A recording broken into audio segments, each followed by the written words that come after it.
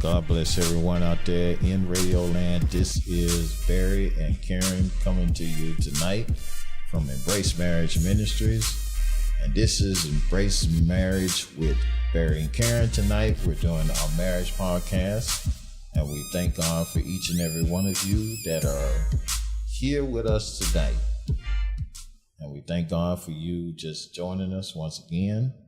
And we just bless God for another day, another week, starting off another week. This is our Monday. So, because we actually were off yesterday, and we took off because, of course, after the Easter holiday, we couldn't continue coming to work. We couldn't come to work and just say, try to work after that. So we ended up taking off, and so today is our Monday. Well, wife, hello again. And hello to you. And hello to everyone out there. And once again, last week, just kind of give you an idea, we didn't do a marriage podcast last week because of the holidays. So we decided to do a lesson on the Passion Week. We did 4 or 5 days of that. And so we, if you want to check that out, you can go to our website. It's on our website at embracingmarriagetogether.wordpress.com. You can go check that out. And we have a link there for those podcasts, and it'll take you to our Podbean page. That will show you, that'll be the actual downloads. You can download it later and listen to it online, however way you want to do it. But check it out. Give us a comment. You hear it on YouTube, like, share, and subscribe. Just check us out there. We'll talk more about that later. But tonight, like I said, this is Embracing Marriage with Barry and Karen, and this is our next new episode for the 3rd of April, which is a new month. We done turned over a new month, and so God bless us to be able to see another month. Like I said, we went through the holidays, and I hope you all's holiday was pretty good, because ours was pretty quiet. Yes, it was. My wife spent a lot of time cooking, and that told her this year is the last year doing that nonsense. We're going to go out. So, I mean, if we do it, we're not going to do it like that, because that was a lot. I mean, she cooked a whole lot of food, and we got impatient children, so you know how that works. And so our children are grown, and they act as though they're still 17 and 18, so they want mama's cooking, and which is nothing wrong with that. Sometimes you want your mother's cooking, especially if she cooked good, and my wife does cook good. So that's the thing. They always want that every year, and then so they pitch in. Well, at least one of them does. So pitch in, and the other ones eat. So that's kind of how it works. So it got to the point where it was just too much. She spent the whole day. She never really enjoyed Easter, because we didn't even get a chance to even go and worship, because we had to spend time doing this. And I say, you know what, this is not right. So, but we got a chance. Thank God we have an opportunity to see it online. We did enjoy the service. We did attend it online. We was part of the online congregation this Sunday. So a lot of people are probably judging us right about now, but it don't matter. We free. So, because a lot of people, I know a lot of people went to church Sunday, because, usually there's 3 times a year that a lot of people go to church. They go to church on Christmas, and Mother's Day, and Easter. It's the 3 holidays you see them the most. I call them CME Christians.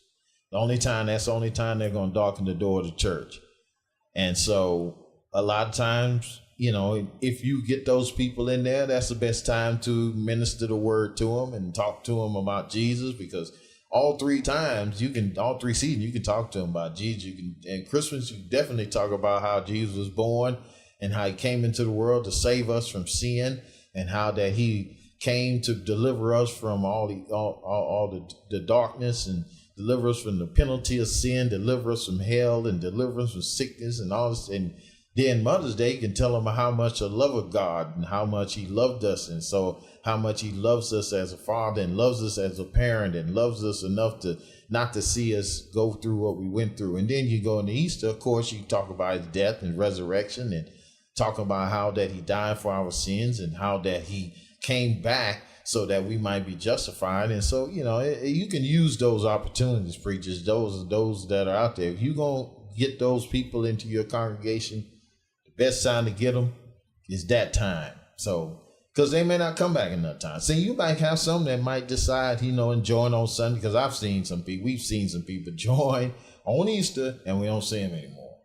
So, and it's not nothing against the ministry, because a lot of times some ministries do follow up on the people that they, come in the house. Like, give you an example of us.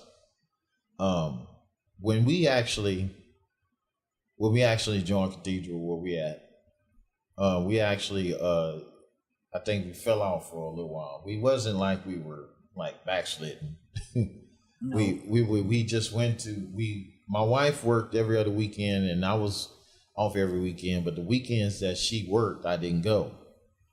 And then we was having so many problems, and then there was some other issues going on that we ain't gonna go into. It's really not, that's not something we want to share. No, it's not. But to just to let you know, it caused me to be more fearful. And I was kind of reluctant to go to the house of the Lord, not because of the fact that I was scared of my wife. It was just I didn't know what to expect. So I was apprehensive about going in, so I didn't go. And then we were having problems. Like I say, we told you about our testimony marriage. If you go back into that podcast, we talk about all the stuff we went through on that year. And so we went through that. And so it kind of kept us away from that. But I want to encourage you, if you're struggling in your marriage, the last thing that you want to do, we're telling you things that we've done. We're telling you about the things that we did that were not right. Because we did just about everything possibly wrong in trying to fix our marriage. We did. I mean, we thought that what we thought was the right way to fix it wasn't the right way. And so that's why we are coming to you and telling you that this is the way that you're doing it now. We did that didn't work. So a lot of times if you have somebody that travel down that road and know every hole and know every pothole and know every crack in that road, they'll tell you, hey, don't go down this street because it's got 6-7 potholes. Don't go down this corner because you're going to hit this curve and this got a dip in the road and there's water down the street. If you've been there already, you can tell somebody, hey, don't go that way. I went that way. It didn't work. So don't you go that way, and you can save people a lot of heartache and a lot of unnecessary pain if you tell them about the road ahead. So that's what we're telling you tonight. My wife brought up an interesting thing about changes in your marriage. Your marriage goes through seasons. I think we've had a book by Gary Chapman, I think, called The Seasons of Marriage. Yes. And we went in, and it's different seasons that marriages go through. And I think that's what we'll entitle this particular podcast. We're talking about the seasons of marriage. And I don't have the actual book in front, but what I am going to do is we're just going to kind of summarize and summate, talk about it, and then we can kind of go into each area in a more detailed fashion throughout the week and kind of give you an idea of where you are in your marriage. Because every marriage is in one of these 4 categories or one of these 4 seasons, And they're just like your 4 seasons, it's just winter, spring, summer, and fall, Mm-hmm. And so the book actually started off, funny as though it seems, if you happen to get it, it started off with winter. And winter is your time where everything is barren, nothing is growing, everything's cold, everything is calloused, everything is just frozen, everything is just it's nothing, no life. It seems like the marriage is just lifeless. This is in the time in a person's marriage when they're going through a whole lot of trouble. This is the time of your marriage when everything seems to be just come to a total screeching halt. Mm-hmm. And it can go from that place, like we were speaking in our very first podcast, you can drift into that place and not be aware of it. That's what happened to us. Yes. And so we drifted into winter. We basically started off, we weren't always, our marriage did like this. Since we've been married, we would go through periods of starting off kind of weird. Beginning of the year. We would start off, let me tell you a typical year before this last year. Before 2017, we would have periods that we would go through a certain kind of, and I think that was just God's way of us readjusting for that year in our marriage. I think this is more so, it wasn't so much an attack. I think it was so much as a readjustment, because when the seasons change, especially now, look at now. We're in spring now. Some places it's not in spring, but technically on the calendar, and then the trees know, because where we live, they know. There's one thing about it. Creation knows when the seasons change, even though we may not physically sense it, and we still see the precipitation of the previous season.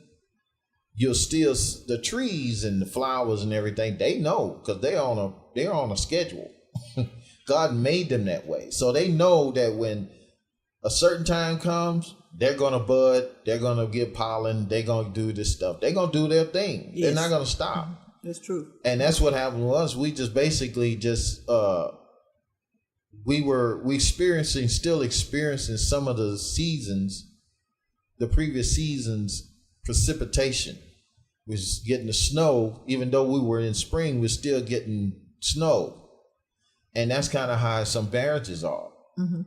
You're still getting the old stuff from the previous season coming into the new season in your marriage. And it seems like it doesn't want to go away. Right. And so what we would start off in a winter kind of way, and then all of a sudden we'll go into spring and summer, and we'll stay there for the rest of the year, because we pretty much had built that foundation on us. But then we start a new year. It starts over again. So we did that for a while. I mean, we didn't understand that for the longest. But this year past was, we couldn't come out of winter. And we stayed in winter for a long time. We'd had periods of Indian summer. You know, Indian summer is a time in the winter where we have a warm spell, and you get up to 80 degrees in the winter, and they call it Indian summer. So it's basically a period of time where you would have seasons of warmth during your winter. And that's what we'd have. We'd have good Indian summer. We'd have Indian summer season in the middle of our winter, and then we'll go, it was back and forth. We would have winter and Indian summer, winter and Indian summer. So it was basically just, and a lot of stuff happened. We had a lot of changes. Mm-hmm. And as we got older, it started to actually like change. My wife's rhythm to change. So when we get into seasons, your winter season, and that's what we're going to talk about tonight. Our winter season was, your winter season, and you can recognize this, your winter season is a time when you argue about everything and anything. He can walk in the house and say, "How's your day?" And say, "You want to know how my day was? Let me tell you how my day was. Where were you at about 10 o'clock when I called your phone? That's how my day was." And that's how it goes. Yes, exactly. So you come in the house, you don't have any peace in your house. That's winter, it's cold, and you don't communicate. There is no communication. There is no intimacy. There is no conversation, at least not in a intimate, personal sense. No, it's not. The only conversation that we actually had during that time was conversation about our own feelings. We was talking about that earlier. Yeah. Well, I said, tell them we was talking about The only well, she had some little question we was asking. We did like a questionnaire thing, and we was questioning what we would do and what we were saying and different things like that. What matters the most. Yeah, what matters the most. That was the name of the thing. So she was, what matters the most? So what we was talking about, conversation was one of them. She said, well, the only thing, one thing you said, the only thing that had mattered, at the time was that you know how you made me feel. Yeah. And that my feelings was the only thing that mattered and that I was concerned about. Yeah, yeah. It didn't matter that you express yourself and made known to me how I was making you feel. I was saying that the only thing mattered was my feelings, and my feelings was top priority above everything. Yeah, it was the gold star, the gold standards. It was, yes. Mm-hmm. I was at the top of the list. And she was the only one on the list too. Yes, because you would try to express yourself. I'd be like, no, that ain't the matter at hand right now. Nothing. I was not even thinking about how you was feeling and what you want to express. I felt like you need to understand my feelings, and this is how I feel. And I think you would say, well, I think one time we had a little dispute about it, and you had made the statement, well, it's always about your feelings and how you feel, and want to make sure that you understood. And I was like, at the time, like, yes, you are correct. I am trying to drive it home. Yeah. And which that was selfish and self-centered. Yeah.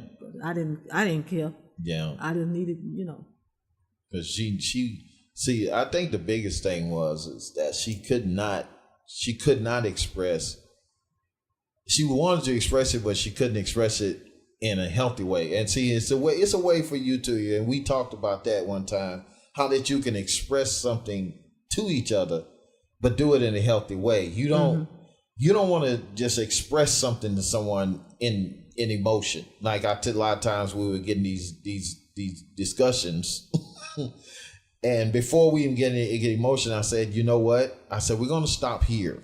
Because a lot of times I would do that, and a lot of times I would get drug into it, being emotional myself. But when I had the sense at the time, I would say, look, I'm not going to talk to you like that, because it doesn't matter what I say.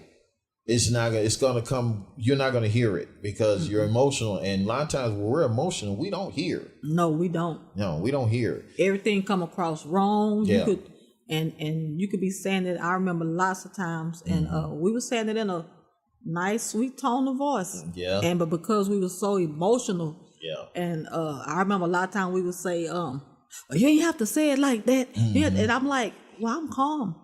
Oh, what do you mean by that? Well, what do you mean by that? Yeah. And and I'm like, what you think I mean by that? I meant what I said, Yeah.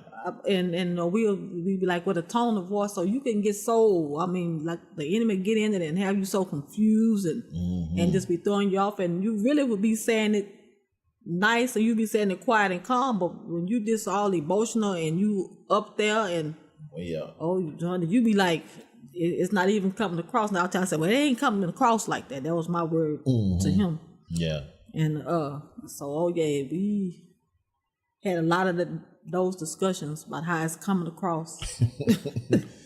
And he would actually be saying it nice.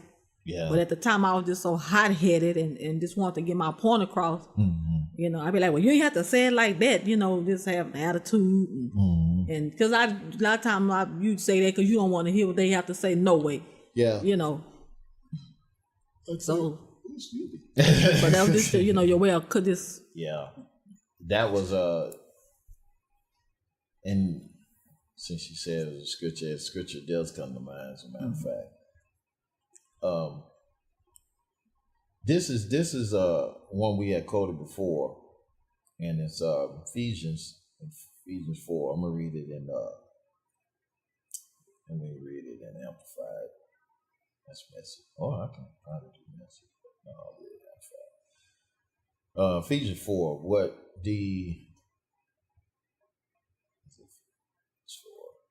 So talking about being angry and not sinning.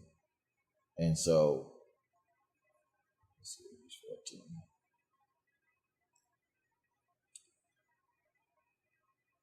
So what we want to do, okay, is always remember that God. Remember that when you get into an argument, a lot of times, and when you get into an argument with your spouse or with anyone, you got to keep a level head. I mean, you can't be emotional and talk to one another, because if you get emotional and talk to one another, there is no way in the world that person is going to listen to you, especially if you raise your voice. Right. And you talk above a whisper to them, because they are not going to, they're not going to listen. I'm just saying. Yeah. I'm just not. And you're not gonna get anything resolved. You know, if you're trying to resolve conflict, that's not gonna work. No, it's not. I think the only thing, you know, it's gonna seem like you're just having a yelling, a screaming, and a hollering contest. Who could out yell and who could out scream and God knows I used to have to consider his blood pressure back then. Yeah, because there were a couple of times we had to call the EMS because my blood pressure had shot so high because I got so emotional that I started having chest pains, and I never had them, and I started having them, and and it's embarrassing though when they ask you why. That shows you that you need to fix your marriage. When people you come to your house and they come, and the EMS and the police come to your house, and your blood. You just got through arguing, just got through fighting and whatnot, and people can sense that. Believe me, they can sense that when they walk into the room. Yeah, the tension. Yeah, and so they ask you why your blood pressure, what happened, what were you doing when it happened, because they have to ask you that. And they have to put in that report, and you have to tell them that I was arguing with my wife, or I was arguing with my husband, or whatever. Yeah, well, my blood pressure would never go up. No, but his blood pressure would shoot. Yeah. Because he would get so upset, I guess I would say, or get so angry or whatever, or frustrated was the word that you used. I get you frustrated. And now, like me, I can go. I do not have no high blood pressure. And honey, I could yell and I can scream and I can holler. My blood pressure ain't gonna budge. But I had to take consideration, well, his blood pressure. So I would kind of okay, well, you know what? You need to calm your emotions down, calm your feelings. You need to listen to what he's saying. You need to calm your feelings down, and you need to be a little more understanding.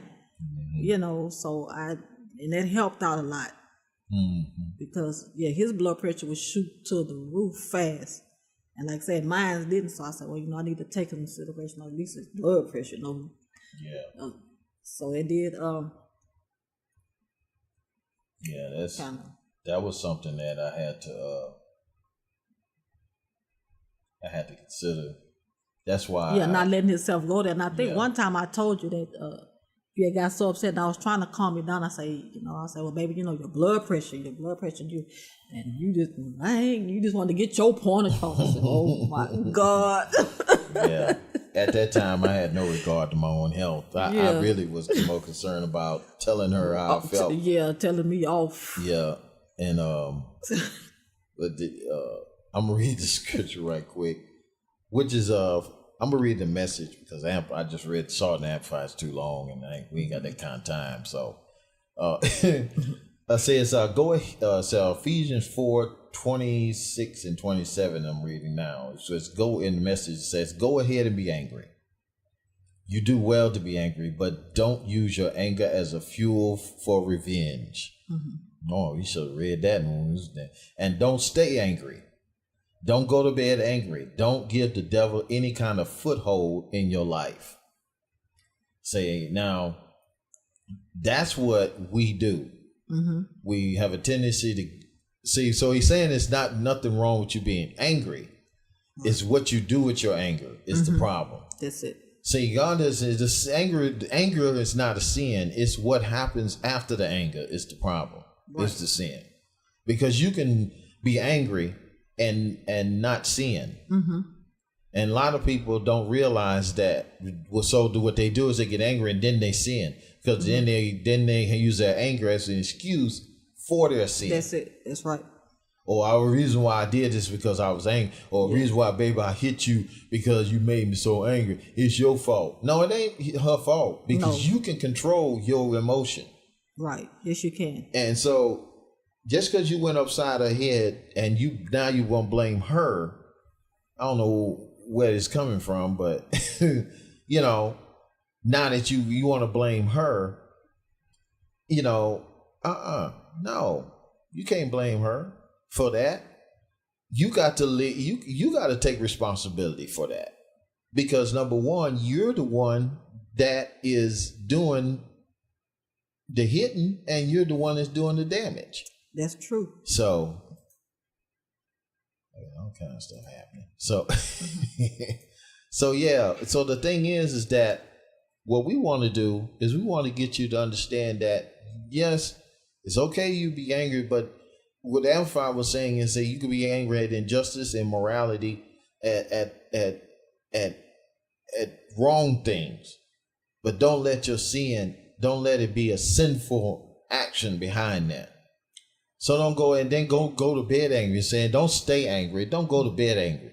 So right. What we did was we did it all wrong. We did it all wrong. We wouldn't resolve the issue. One few times we tried and it didn't work. We still went to bed mad. Yeah. And then woke up the next day finishing off what we did last night. That's all you're gonna do. We just picked up where we left off. That's it. We didn't resolve it. Yeah. Went to bed angry. I slept might as well on the seam. I was hugging the seam of the mattress because I was just so ticked off, and I wanted to finish. We wanted to finish it off. I said, okay, no, this not getting us nowhere. He's getting upset. I'm getting upset. Okay, this not solving nothing. I mean, this got out of hand, out of control, and so we would, and then like I say, the next morning we just pick up right back where we left, because those emotions were still going, and feelings were still going, and all them thoughts were still going. Yes, so you wake up in the next morning with that still on your mind and on your and looking at each one another like like they the enemy, and I looked at him like you're not my husband, right? And, I'm feeling you like you my enemy. Yeah. And it is good that you resolve this stuff. Yeah. That you handle it, because you get up the next morning, it's gonna come. Oh yeah. It's gonna be ain't no such thing as we gonna know. Because half the time I'll be up all night tossing and turning, tossing and turning in the middle of the night, tossing and turning, still mad and still upset and still this. Yeah. So half the time I wouldn't sleep. I wouldn't even be asleep because I would just be so bothered by the fact of what he said and how he said it, and I'm that's torment. Yes. And a lot of people don't realize you get tormented. You do when they go through that, because especially if we don't forgive one another, because that gets you tormented real fast. Yeah. Because the word talks about that. There's scripture and we deal essentially talking about that. Now we still talking about winter. We talking about winter. This is our season, winter. Okay. When you walk in and unforgiveness, there's a scripture in Matthew 18 that talks about a parable about the unforgiving servant. Is basically what it is.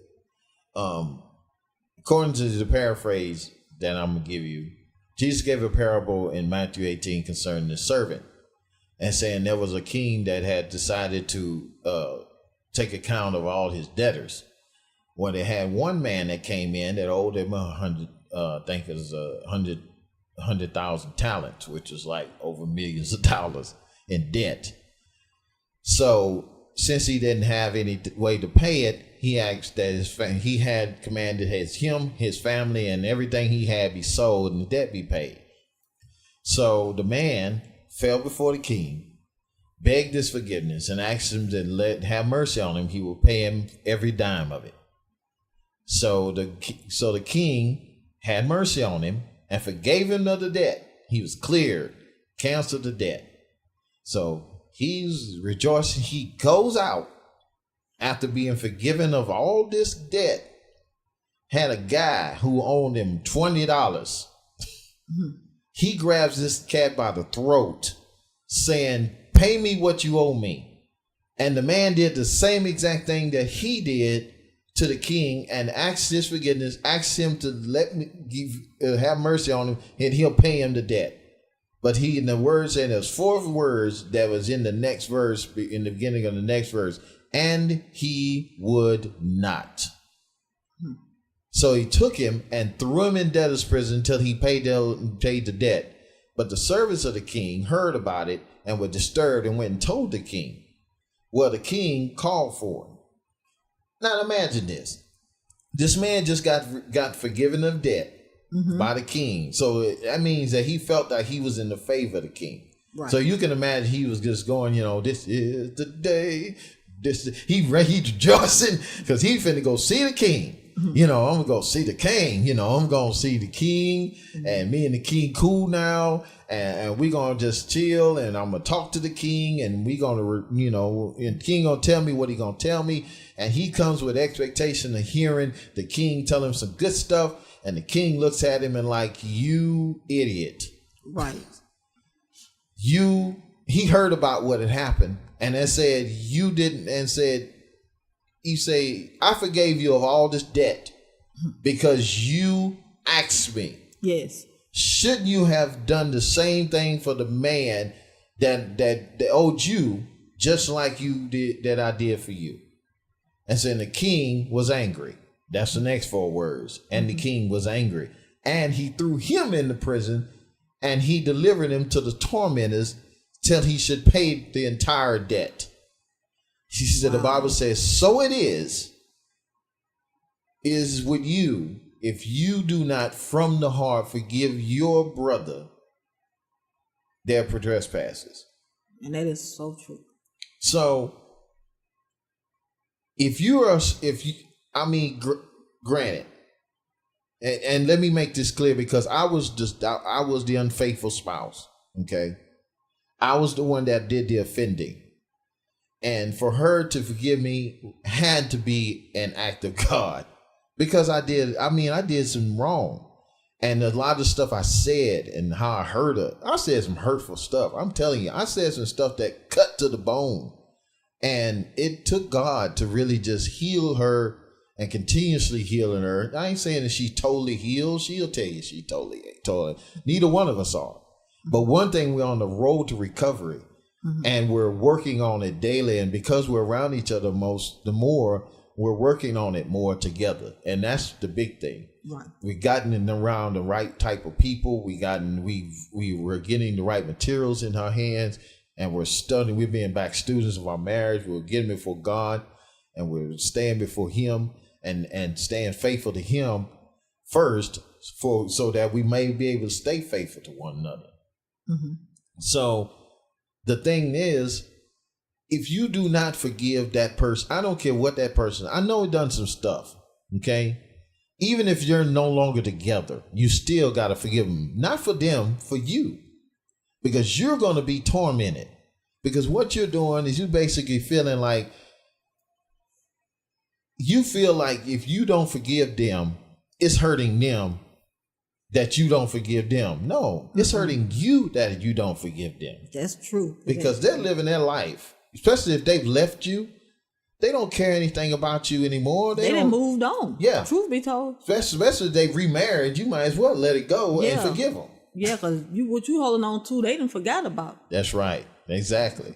The word they use for forgive in the Bible, the actual word, the idea was that you would take something that was tied up and loose it and release it. So the word means to loose, to release. And that's what you need to do. You need to release that person and release them from the offense and from the crime that they committed toward you. That's what Jesus did with us. When we talked about this last week, that's what he did with us.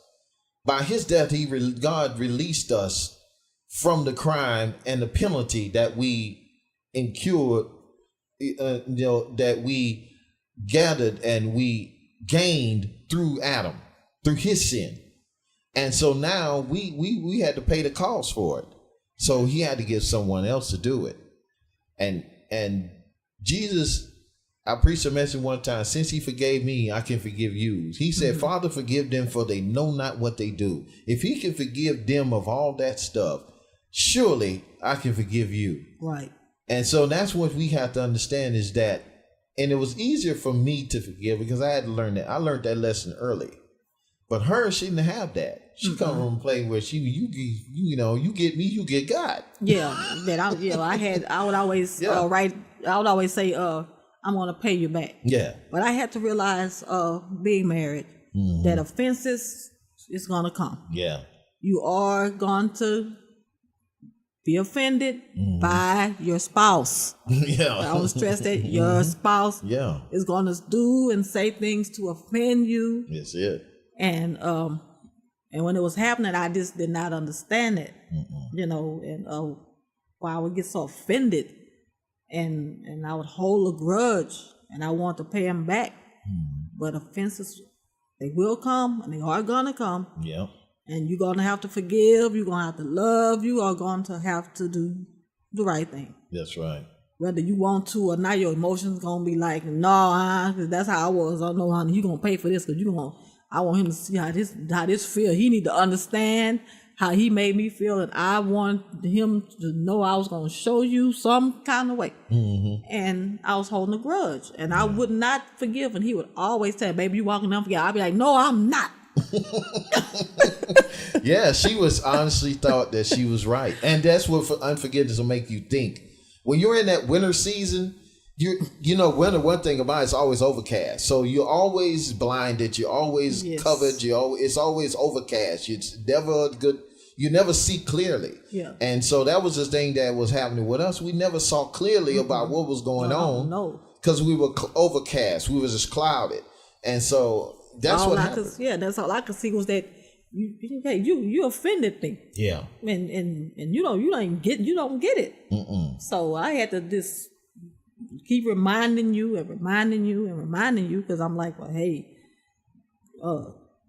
you need to be dealt with. I need to be dealt with.